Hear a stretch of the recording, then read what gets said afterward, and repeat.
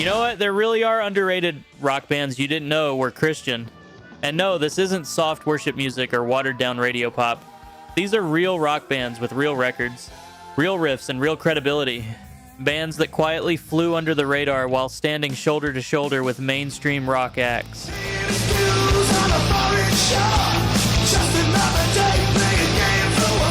Now, Resurrection Band never sounded like a Christian band to me, and that's why they still matter. What I hear is grit, sweat, and a refusal to soften anything for comfort. Formed in the early 70s, they played blues-based hard rock that felt closer to barroom realism than religious safety. Albums like Awaiting Your Reply don't aim to reassure, they confront. When I listen now, I don't hear evangelism, I hear struggle. Addiction, doubt, redemption, all delivered without polish.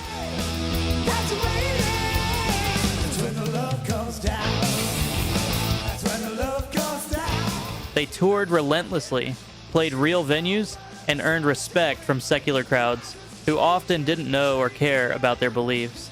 That's the tension that defines them. Resurrection Band didn't succeed because they were Christian. They survived because they were honest. The tragedy is that history keeps them locked inside a niche label when musically they stood shoulder to shoulder with mainstream hard rock. Their legacy isn't charts, it's credibility earned the hard way.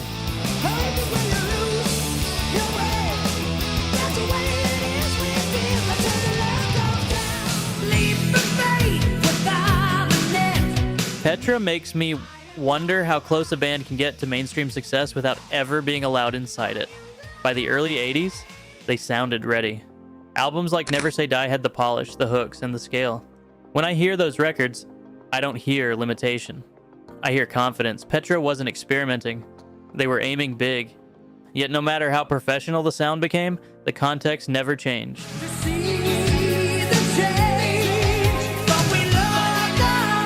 They were always introduced with an asterisk. Christian rock first, band second. That framing mattered. It followed them everywhere. Petra proved they could compete sonically, but they were never evaluated on equal ground. For me, the frustration isn't about what they achieved. It's about what was never tested. We'll never know how Petra would have been received without the label shaping expectations in advance.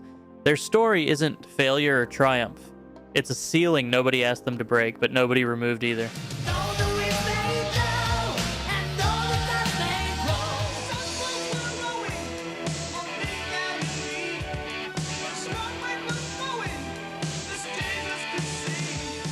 Next up is Daniel Band.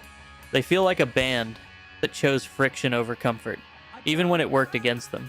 When I listen to On Rock, what strikes me isn't heaviness, but refusal.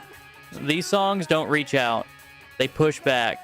The guitars are raw, the vocals confrontational, and the attitude unapologetic. Daniel Band never sounded interested in crossover.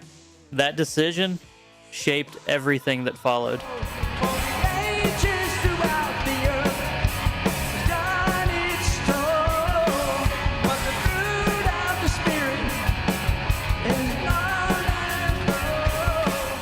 They could have softened edges, chased radio, or leaned into polish. As the 80s progressed, they didn't.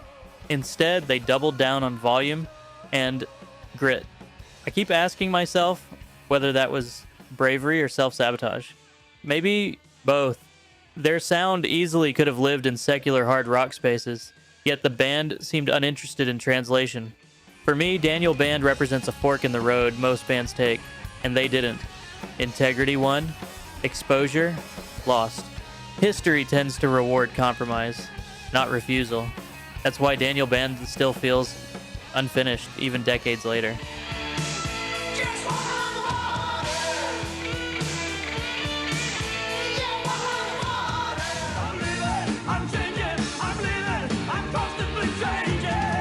Jerusalem always sounded uncomfortable, and I think that was intentional.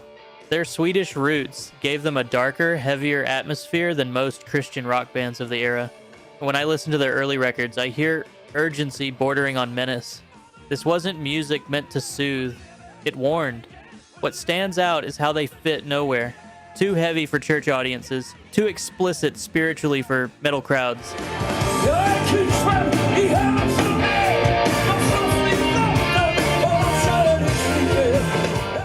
tension isolated them. Their lyrics leaned toward apocalyptic imagery and inner conflict, delivered with conviction rather than optimism. Jerusalem felt more like a prophecy than a performance. That intensity earned them underground respect across Europe, but it also kept them from wider acceptance. For me, Jerusalem represents a band unwilling to translate itself. They didn't dilute their message or soften their sound to fit expectations. The result was obscurity, not because they lacked power, but because they refused compromise. That refusal defines their legacy.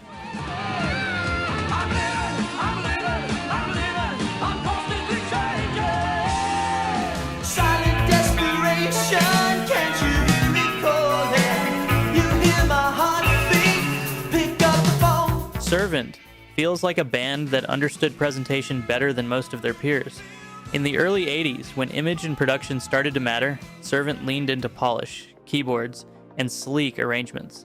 Albums like Light Maneuvers sound perfectly aligned with early MTV aesthetics. When I hear them, I don't hear rebellion. I hear intention. Servant wanted to look current, modern, and competitive. That approach brought success, but also limits.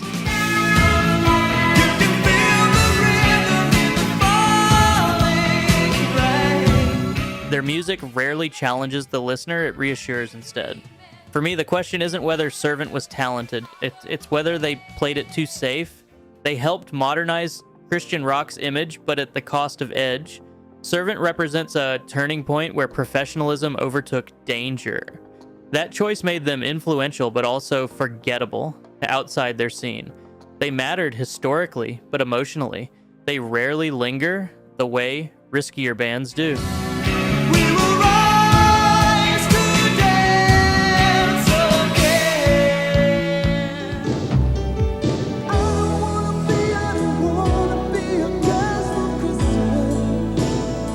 DeGarmo and Key make me think about ambition, or the absence of it. Their songs are clean, melodic, and carefully built to be accessible. When I listen, I don't hear struggle. I hear invitation. That clarity made them dominant on Christian radio throughout the 80s, but it also fixed their boundaries. They never aimed to disrupt. They aimed to connect. We've learned that in his footsteps, crosses in life must precede the cross. I keep wondering whether that was a choice or a ceiling. Musically, they weren't far from mainstream soft rock of the era. The difference was intent. DeGarmo and Key weren't chasing expansion. They were building trust. That worked, but it confined them. Their legacy feels functional rather than emotional. They opened doors for rock inside faith-based spaces, but they never stepped beyond those rooms themselves. For me, their story isn't about being overlooked unfairly. It's about choosing safety over reach. They mattered deeply where they were accepted and nowhere else.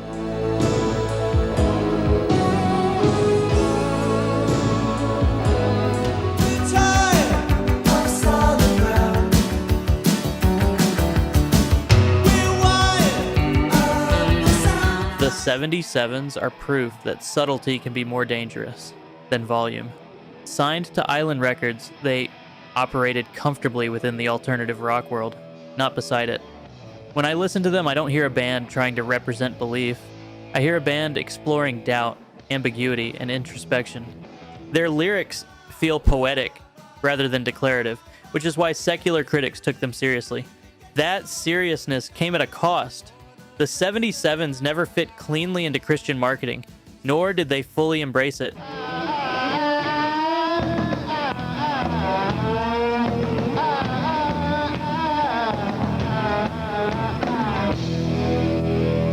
They existed between identities.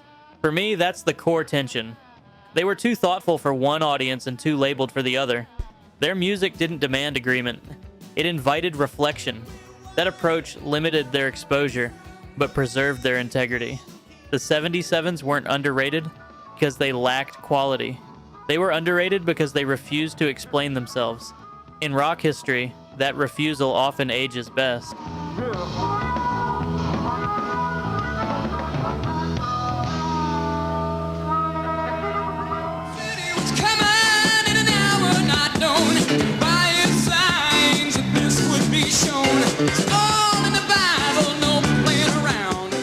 Comfort Band feels like a band history, quietly passed by.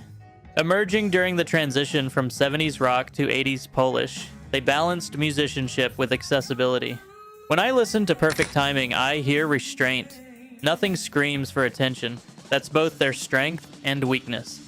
Sweet Comfort Band didn't provoke, shock, or challenge. They aimed for quality and consistency.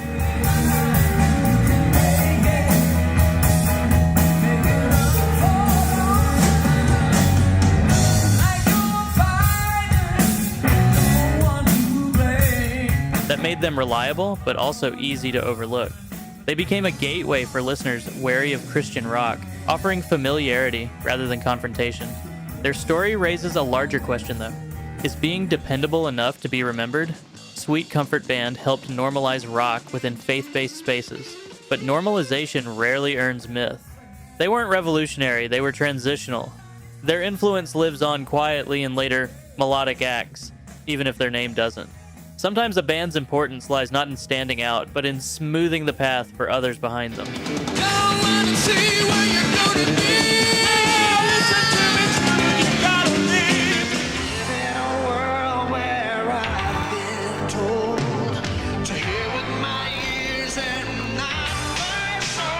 Allies always sound like a band history never gave a fair shot. When I listen to their records, I hear classic 80s melodic rock, soaring vocals, big guitars, and polished production that wouldn't feel out of place beside Journey or Survivor. The frustrating part is how little separated them musically from mainstream success. The difference wasn't quality, it was categorization. Allies carried faith-based lyrics, but sonically they played commercial rock without compromise. That should have opened doors. Instead, it narrowed them. They arrived at a time when image and branding dictated access. Once labeled, movement stopped. Allies represent opportunity, stalled by perception. They did everything right inside the music, yet remained boxed outside it. Their legacy isn't failure, it's limitation imposed from the outside. Allies weren't underrated because they lacked ambition. They were underrated because the system decided where they belonged before the songs ever played. All your life, he's wanted you, he's cared for you. Dressed to kill and drinking all alone, waiting for the blizzard to take you home. You know what? Barnabas makes me uncomfortable, and I think that's the point. Their music never tries to reassure the listener, it confronts them. When I listen to Approaching Lightspeed, I hear tension without release. Dark melodies, dramatic vocals, and an atmosphere that feels closer to warning than worship. This wasn't music designed to inspire confidence, it questioned it.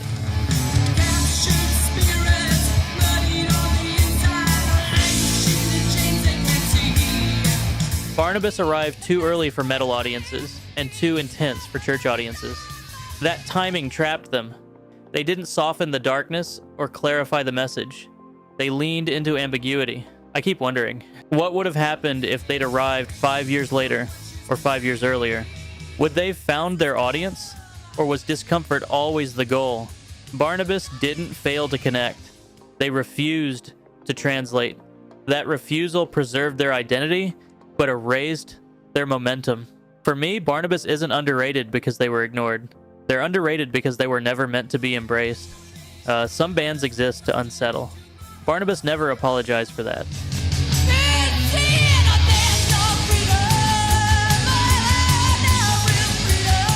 So, yeah, this was my first list of underrated Christian rock bands. There are plenty more hiding in plain sight.